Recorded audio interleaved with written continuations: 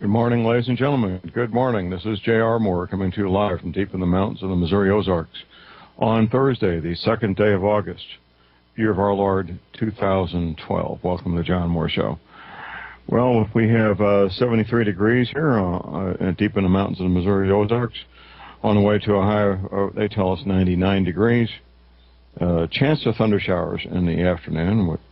It's been real spotty, the little bit of rain we've had. Barely getting the ground wet is what I've seen. The drought continues, and we got a bunch of earth change headlines here at standeo.com. We have my friend Tim Spencer patiently waiting in the green room, and we'll just jump right in here with a whole list of earth change headlines at standeo.com, beginning with historic drought and giant dust storms and massive power grid failures, a glimpse into our future. Then we've got going out to North Carolina. At least 4 waterspouts strike North Carolina's Outer Banks. Beautiful part of the country. I really like the Outer Banks in North Carolina. Next headline, study. The western part of the United States forest could see 100-year drought. Then we've got drought-hit cattlemen. Ethanol hurting us. Give us a break. There's a lot of misinformation about using corn to make alcohol. I just learned this in the past 6 or 8 months myself. What's left over from making the corn is the mash. That mash is more nutritious and better for the cattle than the corn was before it was made into mash. And the cattle ranchers competitively bid on that mash to get their hands on it. It's very good feed for the cattle.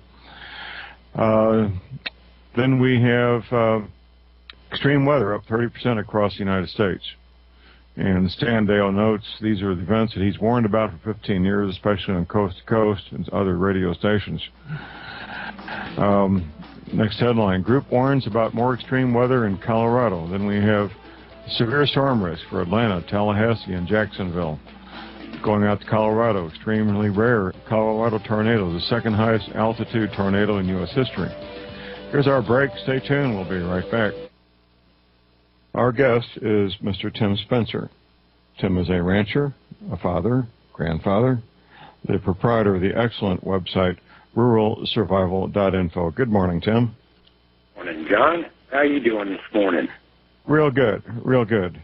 Do you think we'll get any rain today? I hope so. I got lucky last night. We got almost a quarter of an inch.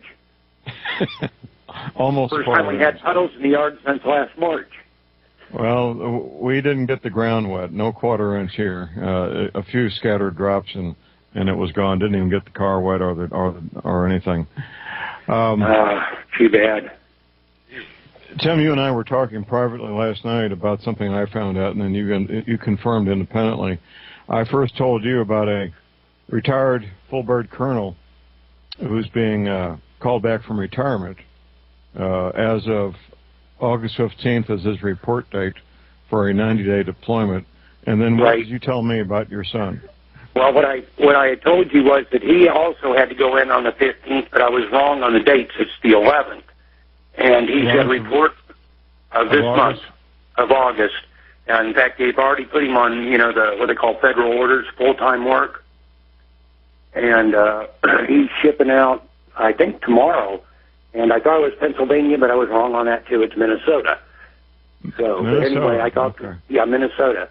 But they've already put him on the orders where he, basically has a full-time job and getting paid like active duty. And this was something that just is an overnight type thing. They gave him basically 4 or 5 days notice, and, they sent him. So. You said he's leaving tomorrow? Yeah. Okay. And it's supposed to be a 90-day deployment? Right. And they haven't told him why? But they just told him where he's going, but not why? Correct. Okay. Well, this colonel, whose name I have, but I'm not going to talk about it publicly, he could not even tell his own brother. Apparently he knows where he's going and why he's going there, but he could not or would not tell his own brother where he's headed. But his job, I thought it was graves registration. It's actually what his job is to lead a unit whose job is to recover bodies. That's what they do, is recover bodies. And My presumption is that could be either from a battle situation or a natural disaster, either one. It could be that body recovery type of... right. Well, they use the same people for both. I would think so, and basically the same skills, except if it's in a war, you always have the chance of hostile activity, of course. Right. So I think that's very significant that we have these independent confirmations from personal, private, trusted sources about these deployments coming up, which fits hand in glove with a lot of things you and I have been talking about both publicly and privately about the prognosis for the next 90 days, August, September, October, into November. A lot of speculation out there, isn't there, Tim? Yeah, there is. And let's just say I think things are going to get very interesting in the next, from now to 8 weeks out in the Middle East. I don't see how things can maintain a status quo for another 8 weeks, really. Something's going to give. We've got all those forces in the area from all over the world. There's going to be a miscalculation on somebody's part, or, the money's going to start running out for keeping people deployed, and they're going to decide to do something, one or the other. Right. Well, this whole Arab Spring thing, it reminds me of what happened in 1989, 1990. We were supposed to believe in that period of time, 1989, 1990, that all the captive communist peoples of East Europe, spontaneously, young people rose up, basically demanding blue jeans and rock and roll and saying we don't want communism anymore, and all these communist dictatorships with standing armies and secret police just collapsed without a shot being fired. Well, that's not exactly the truth of the matter. We're supposed to believe that. Now we're supposed to believe that these Islamic people, Muslims, who, by the way, the word Islam means submission, and these are people who really don't want our demand, what we would call democracy or a representative form of government, any way, shape, or form. They don't. They're quite happy with what they got. And we're supposed to believe that these people who are happy with what they have are spontaneously rising up against these countries and overthrowing them, when in fact, my belief, and I'm sure you probably share my belief, Tim, is that there is heavy foreign influence, foreign money, foreign intelligence help, help with communications equipment, weapons, and training, and all these things. And these are anything but grassroots, spontaneous events. What do you say? Well, I agree fully. It's all about imperial control. And basically it's about money. Right.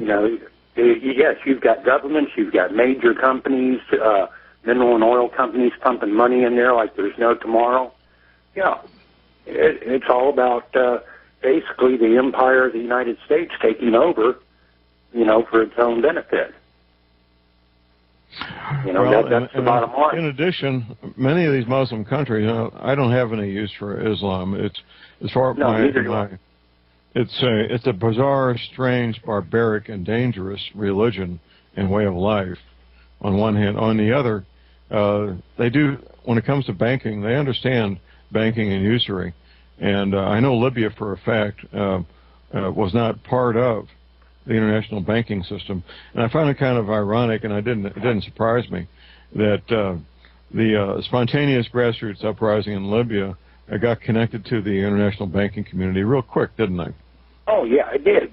Absolutely. It was, in a way, it was almost comical. Not that death and dying and warfare is comical, but the basis of it and the excuses and the ideas put forward by the mainstream media, that was a comical part of it. It was. Muammar Gaddafi, he always reminded me as kind of a wannabe rock and roll star, the way he had that poofed up hair that he wore. But right. But he was not part of the international banking community. He didn't participate in that whole international banking scam, as people were free of international banking intrigue, and the country was free of international banking intrigue and he actually took care of his people too. And he did. That's what people forget. They had free medical care, free education. In some ways, the people in that country had it better than we have it here. Well, he certainly when he was in charge. That's right, and he used oil revenues to pay for all those things, and there was no dissatisfaction or disharmony in Libya. People like that country, and they like the benefits of being a citizen of Libya. So, anyway, Tim, I agree with you. The Middle East is a powder keg with the fuse is lit, and we just simply don't know how long the fuse is, do we? No, but if you have any idea, or to give you an idea, Khomeini, I know that's not the proper pronunciation, called all of his top military leaders together about 36 hours ago for what he called the Final War Council, and declared that war within weeks would occur. Who made that declaration? The Ayatollah Khomeini. Over there in Iran? In Iran, yes, in Iran. Yeah. I saw that on Jessica Files this morning. They have their own intelligence service, and of course they have their own agenda. They believe that the Mahdi, which is their savior, is going to reveal himself soon. And climb out of a well. They also believe that it's their mission to establish these Islamic republics all over the world, literally, and that their goal is to have Islam be the one and the only religion worldwide, with everybody else, that doesn't comply with it being dead, basically. A very bizarre, strange, barbaric, and dangerous mindset and thought and religion, Islam. It's kind of ironic, Tim. We have a Muslim member of Congress. I think you're probably aware of that, aren't you? Yes, I don't remember his name, but yes, I am aware that we do have one. He was so delighted to find out there was a copy of the Quran in Thomas Jefferson's private library, and he made arrangements with the National Archives to be sworn in using the Quran instead of the Bible for a swearing-in ceremony. What's not known publicly is the reason why Thomas Jefferson had a copy of the Quran in his private library. That's because he was doing opposition research. He was studying his enemy. Right. If you recall the Marine Corps hymn, from the halls of Montezuma to the shores of Tripoli. Well, the shores of Tripoli is Libya, Libya, and we were having ongoing wars and battles with Islam and in that part of the world when Thomas Jefferson was president. That's why he had a copy of the Quran in his private library, not because he liked Islam or he thought anything about Islam was worthwhile, but because he was studying his enemy and wanted to have knowledge of his enemy. That's why he had a copy of the Quran. Yes, very true. We're coming up on a break here pretty soon. Tim, of course, you are the proprietor of ruralsurvival.info. When we get back from the break, we'll talk about what's going on with it. Okay, sounds great, John. Okay. Stay tuned. The break should be here momentarily.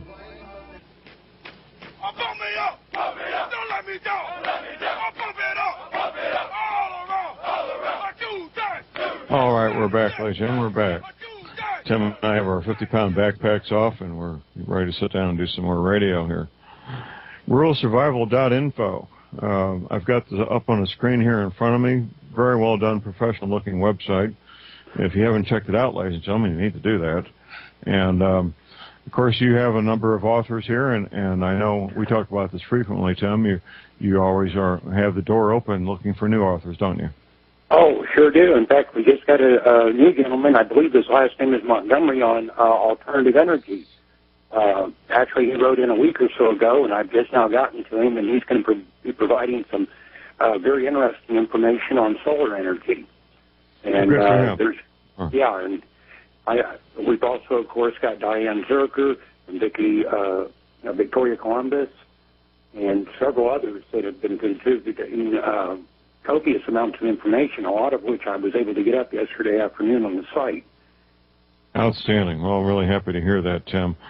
a growing website. This is, what, the third year for the website, I believe? Yes, it is. Yes, it is. Third year. Yeah. And for those, we have a lot of new listeners these past couple of weeks. What was the underlying premise for starting this? Promoting self-sufficiency for people that live in a rural environment like you and I do, John. Originally, when I first started the website, it was I guess you'd call it a niche. There wasn't anything else out there about, made for farmers and ranchers. Now, there are other sites now, which is a good thing. I'm not competing with anyone. But at the time, there wasn't anything, and we decided to put that together, and you were my first contributor to the site, and we went from there. And now I think we've got a total of, well, it's over a dozen authors, I know. And with about 4 of them contributing routinely. Well, that's good, because it's a win-win situation for everybody. The author gets to be a published author. The readers get their information. And, of course, the website gets more content for people to be reading. So it's really a win-win situation for everybody, isn't it? Yes, it is. It certainly is. Okay. And if a person wanted to become an author, writing about something that they have knowledge of, and it could be more than one thing, how would they contact you, Tim? Well, the best way is by email, office@ruralsurvival.info. And I do check my email daily. Since we are rural, we do occasionally lose internet service. So, but I do check it daily, and I try to reply as quickly as I can. Once in a while, I'll forget to reply to an email. I'm human. But, just keep pinging on me. If you don't hear from me within a day or two, write me again. Okay, well, that's fair enough. ruralsurvival.info. And the way to contact you is office@ruralsurvival.info. Correct. All right, way to go. The website has some interesting automated systems here.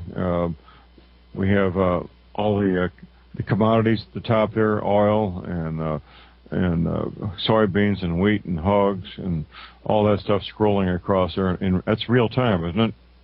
I think yes, all that is real time. Yes, it is. I thought about putting a stop ticker on there. That would have been delayed 15 minutes, and I really just didn't have the room for it. But, yeah, I believe all those prices are real time. Well, that's good to know. And then on the right side here, we have a list of the emergency and disaster information from all over the planet: North America, Australia, China, Asia, and those are posted in real time also, aren't they? Yes, yes. As RSOE receives and publishes the reports, they go straight on the site. Outstanding. Well, that's good to know, Tim. And I know you continue to tweak this, and I think you're pondering a major overhaul of the website, aren't you? Well, actually, I started it, and I'm one of these people that likes to finish a project once they start it. And I saw that I just was not going to have time to complete it this summer. I've still got what I have done saved, so possibly when things slow down for me in September, I'll be able to start on the update or the overhaul again. Well, good. And of course, it's going to take me about 4 days of solid work to get it done. Well, we're only 4 weeks away from September, so right. That will be here fairly soon. The year is kind of slipping away from us here, isn't it? Yeah, it is. It's going very, very quickly. Of course, yeah. I think you'll agree with me. The older you get, the faster it goes, John. That seems to be that way. We have a caller here, Douglas in New Jersey. Good morning, Douglas. Hey, John. How's it going? Real good. Yes, I wanted to talk to you about yesterday. I'm a current employee at the New York Stock Exchange. Oh, yes. We talked yesterday briefly. Give us an update. Now, you work at the New York Stock Exchange, and something happened yesterday morning. And tell us about what happened and how unusual it is. It's very unusual. It's pretty confusing. Even after I looked into it all day yesterday, I still have a pretty vague understanding of the whole situation. Doug, we're going to have to hold you over through the break. We're going to have to hold you over through the break because we got about 20 seconds. Any old-timers that can make any comments on the last time they saw something similar like this happen? Whew. 2010. Okay. And that last crash is the only real reference to the last time anything like this has happened. But it's a little bit different. Okay, Doug, let's hold on to the break here. We'll be back after the break. Stay tuned, everybody. Okay, Tim, we've got Douglas telling us here about something that's pretty unusual and unique. Douglas, you were at the stock exchange yesterday morning. What started? What time did things start going bonkers, and for what reason? Douglas? Oh, okay. I'm sorry. I had it on mute.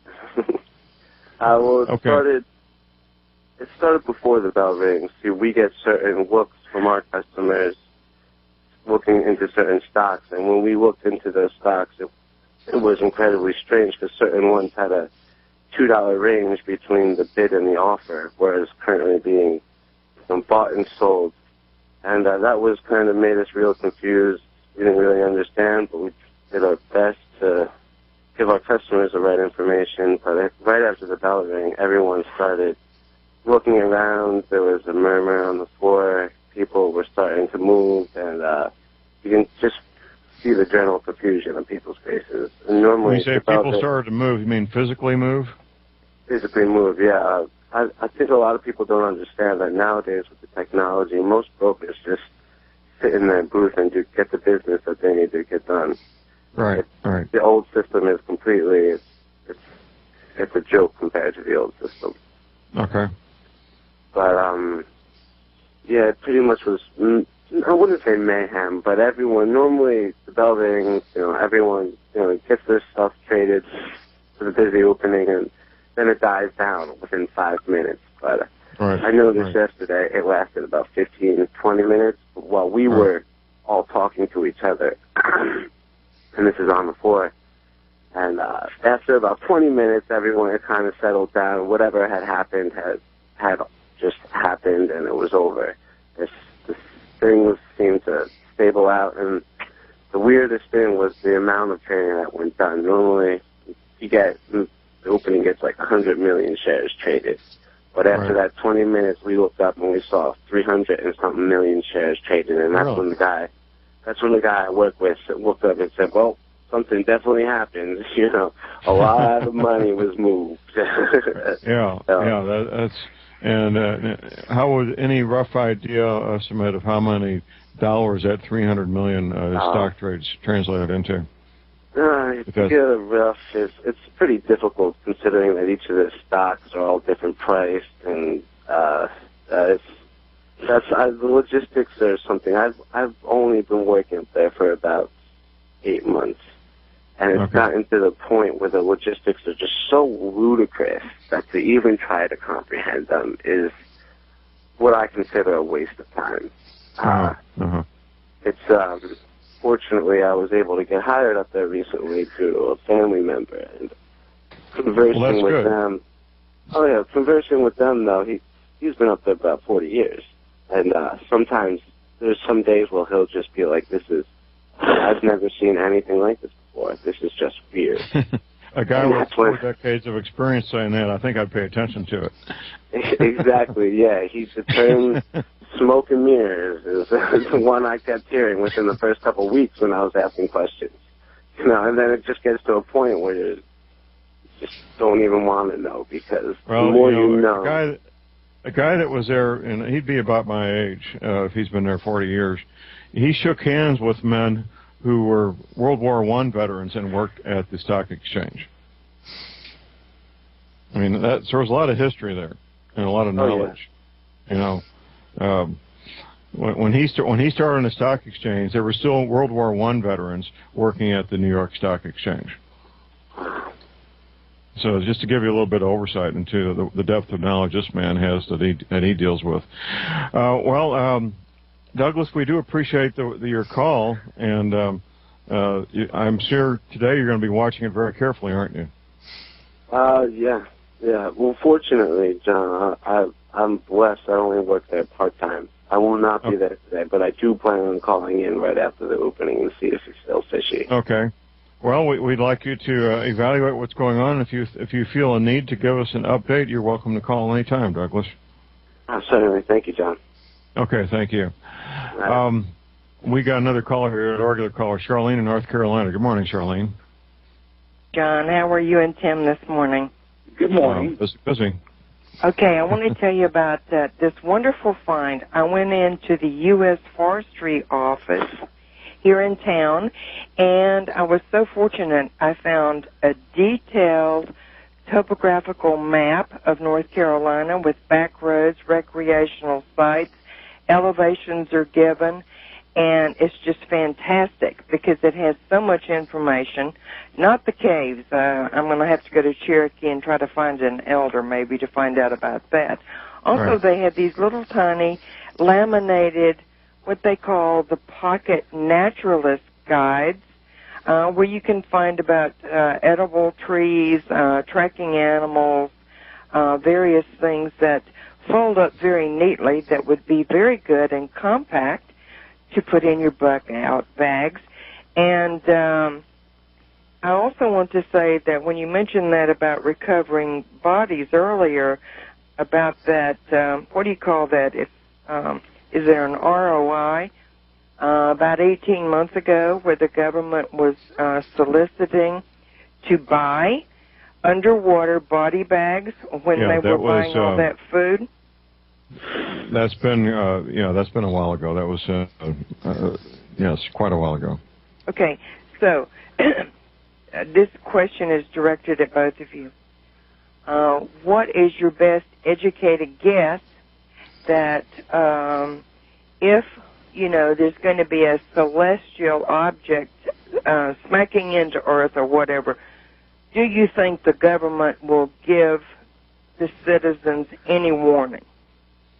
Well, first of all, no scientist I work with believes anything other than a rock the size of, it could be some good-sized rocks hit Earth, nothing, no planetary-sized object. But I don't believe there's going to be any warning of any consequence myself. Tim, what do you think? I agree. And the reason I say that is, one, if it's a small object, something they actually could evacuate for, the odds are there's going to be little or no warning that it's going to come.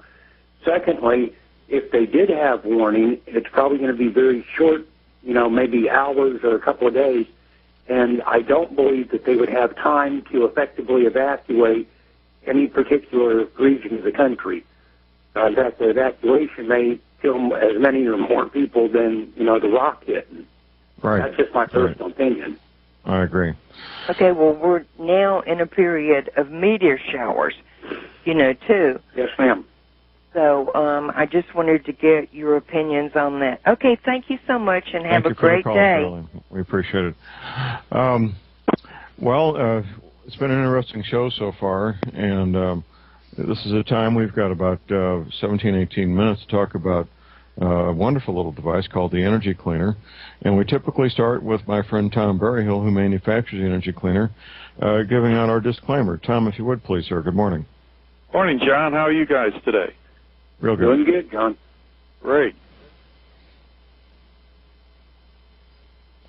Tom, you want to give us your disclaimer, please? Okay. Yes, I didn't know we were ready for that. Okay, John. It's been hot out here on the federal plantation. We're moving slow. I know. Okay, we are not doctors or medical professionals. We don't diagnose or cure any illness or disease. The information discussed today is for your education and entertainment only. If you have a medical condition needing treatment, you should utilize the services of a medical doctor, chiropractor, or other competent practitioner. Outstanding. With that said, the Energy Cleaner is listed on my website. There's a photograph of it and testimonials. This past January, I was doing a presentation at one of the meetups in Springfield, Missouri that Vince Finelli sponsors. And I made an announcement during the meetup that I'd like to speak to anybody afterwards who has issues with pain, chronic pain especially, that would like to talk to me about possibly getting an Energy Cleaner. Well, at the end of my presentation, I did speak to several people, and one of them was John Reagan. And John impressed me, along with his wife, as being two people who could could gain some benefit from using the energy cleaner. And John is on hold here. In fact, he's on Skype, and he sounds like he's right in the studio in Austin, Texas. Good morning, John. Good morning, John. Outstanding audio. Well, you've been using energy cleaner now. This is month number 8, and you, like most intelligent thinking people, looked at this little plastic box and thought, okay, this little thing's going to help me. And it doesn't even have an on switch. It doesn't even have an off-on switch. There are no dials, no gauges. It has a little LED light that lights up green for a couple of minutes and red for a couple of minutes. So despite your not being anything other than very pessimistic, you went ahead and started using it anyway. And what happened when you started using it, John? Well, even after the first night, big thing I noticed the next morning is I got up and stood up, and my muscles weren't sore like they normally are.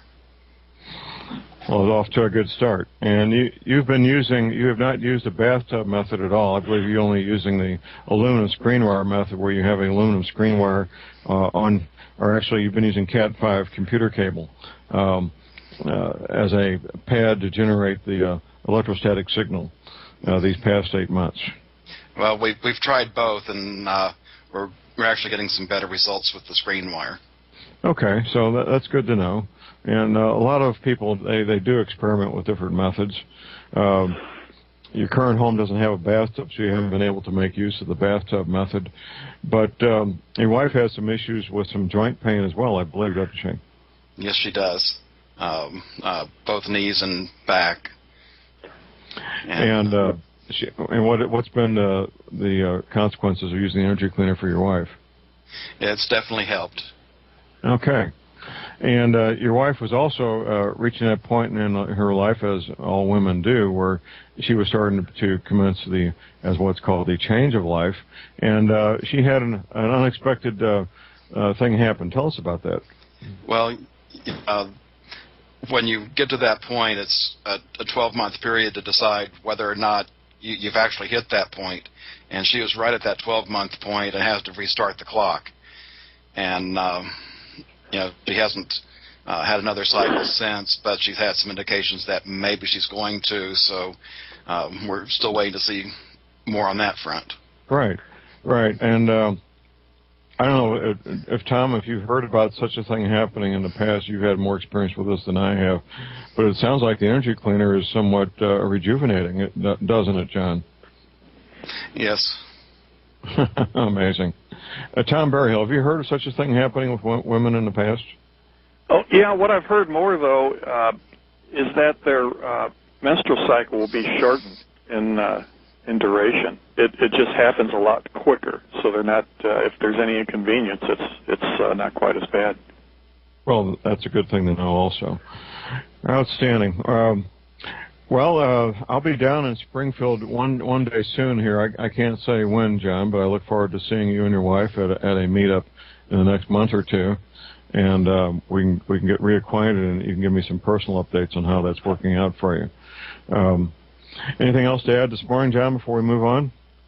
No, we'll talk to you later.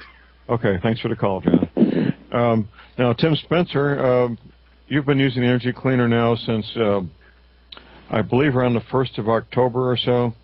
Would that be somewhat? Okay. Yeah, that's right. Into September, 1st of October of last year. And you also, like most thinking intelligent adults, was not terribly optimistic about this rather innocent-looking, simplistic-looking, cream-colored plastic box, the size of a cigar box, were you? No, I wasn't, John, but since it was you recommending it, and I trust you implicitly, I, decided to try it. And the results have been nothing short of amazing. Now, in 1984, which would be 28 years ago, you suffered an injury on active duty on a U.S. Navy nuclear submarine, and you broke your back, and that began... Yeah, it was broken for about 3 months after I did it. That's not unusual for a healthy young man to just tough out the pain and go on. That's not all that unusual, is it? I don't think so. No, it's there's a whole when you're in the military, there's a whole macho thing too about pain and suffering and injuries, where you basically deny you're injured. But at some point, you had to step up to the plate and get some professional diagnosis, and that's when you found out that your back, in fact, was broken, didn't you? Yes, I did. Originally, they thought I had a kidney infection. I was in the hospital, same time my daughter was born. And after, I think it was either CAT scan or MRI, they told me what the results were, and that began 6.5 years of therapy, surgery, and you name it. And finally resulted in me getting a medical discharge. And the pain medications began when? In 84. 84. So 28 years ago, you started taking prescription pain medications, and as far as you know, you've probably taken every prescription painkiller known to Western civilization. Oh yeah, absolutely. And I'm still on 2, but not near the dosage I used to be on. I'm down to somewhere between 1/4 and 1/3 of what I used to take. Well, that's had some. Tell us about the changes to your life since you've had this dramatic reduction. Well, the greatest benefit that I can see, other than lack of pain, is the fact that without all these medications, my mental clarity is way up on the scale compared to what it used to be. Outstanding. So, sounds like we got a break, everybody. We got a break. We'll come back in a moment. Everybody, stay tuned. We'll be right back. All right, we're back, ladies and gentlemen. We're back. This is J.R. Moore. It is Thursday, the 2nd of August. We've got Mr. Tim Spencer on hold here. We have Mr. Tom Berryhill. Well, Tim, this small device puts out an electrostatic signal that acts as a pumping mechanism to pump out the toxic stuff and waste products and pump in nice, fresh, clean nutrition into every cell in your body. It doesn't act as a blocking mechanism like pain medication to stop the pain. It acts to heal, and the healing is why you're feeling less pain and needing less pain medication, Tim. Yes, sir. I would say that is absolutely the case. Now, I don't, even though it's been explained to me multiple times, I don't understand all the intricacies of how it works. All I know is it does work for me. Well, and I certainly am pretty much the same boat you are. I'm no electrical engineer by any means, or doctor, either one. So, Tim, if you could summarize in 60 seconds your thoughts, we need to move on, please. Okay. Well, folks, really the only thing I can say about the energy cleaner is it's made a tremendous change in my life and improved my quality of life. I'm not saying it's going to work for each individual person. I don't know that, but I do know it works for me. Less pain medication. I don't have to have help getting out of bed every morning like I used to, and that was probably 4 or 5 days out of every week I used to. Now, I don't think that I've had, maybe one time in January this year I had to have help getting out of bed, but I overdid it the day before. Right, I know. You were on a cold concrete floor working on a tractor. Tim, thank you. I'll be in touch privately. All right, you have a good one, John. Okay. Well, Tom, you're the manufacturer of the energy cleaner, and you've made your life's work. It's for a number of years now, manufacturing and selling energy cleaners, doing presentations for medical doctors and chiropractors and just everyday people. It's very satisfying work, isn't it? It sure is. And, earlier Tim mentioned his mental clarity is better. He can think more clearly. And just recently, a elderly lady contacted me. She said her friend wants an energy cleaner. And it's along the same lines, John. This woman uses it to increase her mental capabilities. She's in her late 80s. And she told me this is one time a tinfoil hat is good. She actually lines makes like a cap, like a scarf out of aluminum foil, and clips the output cable from the energy cleaner onto that foil. And she said it's helped her quite a bit. And what happened